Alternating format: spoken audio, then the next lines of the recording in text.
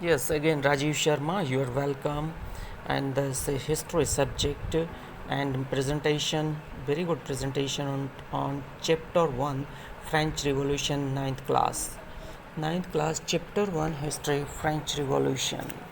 It started first of all, हम France की क्रांति जो एक युग प्रवर्तक घटना मानी गई है उससे शुरुआत करते हैं। ये क्या हुआ था कि city of Paris, point number 1, city of Paris was alarmed, और city of Paris was in a state of alarm, यानी फ्रांस की राजधानी पेरिस में खतरे का अलार्म बज उठा on the morning of 14 July 1789, यानी कि 14 जुलाई 1789 की सुबह। पॉइंट नंबर 2, और व्हाट वाज द र्यूमर, आखिर क्या थी अफवाह, क्या थी आखिर अफवाह। अफवाह ये थी, the rumour was that the king would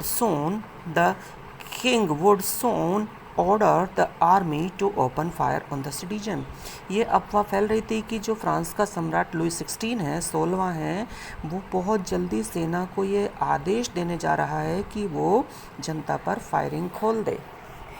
point number 3, 7,000 men and women gathered in front of the town hall and decided to form a people militia। 7,000 औरतों ने और आदमियों ने इकट्ठे होकर टाउन हॉल के सामने निर्णय लिया कि वो एक मिलिशिया बनाएंगे, पीपल मिलिशिया बनाएंगे, जन सेना बनाएंगे, and captured fortress prison the Bastille, और वो एक जो किला है बास्तिल का जो किला है, बास्तिल का किला है, यानी दुर्ग है, बास्तिल के किले पर अधिकार कर लेंगे। जेल पर और बास्तिल के किले पर, जो जेल वहाँ पर है, उस पर अधिकार कर लेंगे। Point number 4, Bastille was the hated by all because, सभी लोग बास्तिल से घृणा करते थे क्योंकि it stood for the despotic means uncontrolled power of the king, यानी ये बास्तिल का जो दुर्ग था वो राजा की असीमित शक्तियों का प्रतीक बन चुका था। इट वॉज डेमोलिश्ड, इसे नष्ट कर दिया गया था। Point number 5, French society during the late 18th century. यहाँ पर हम देखते हैं कि 18वीं शताब्दी के अंत में फ्रांस का समाज किस तरह से था।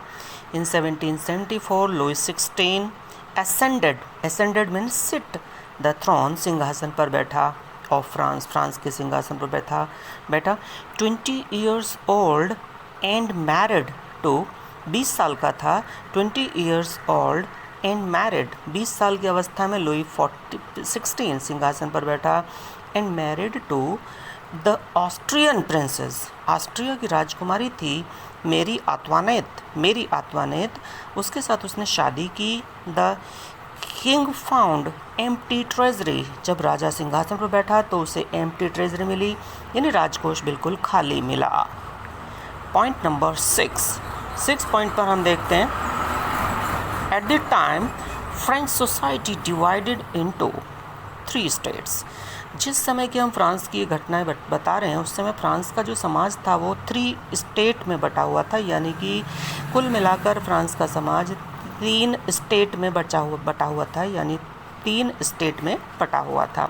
3 state and only members of the 3rd state paid taxes, लेकिन ये 3 स्टेट में केवल जो तीसरे state and only member of 3rd state, जिन तीसरे स्टेट के जो सदस्य थे वो ही टैक्स पे करते थे, यानी कर अदा करते थे।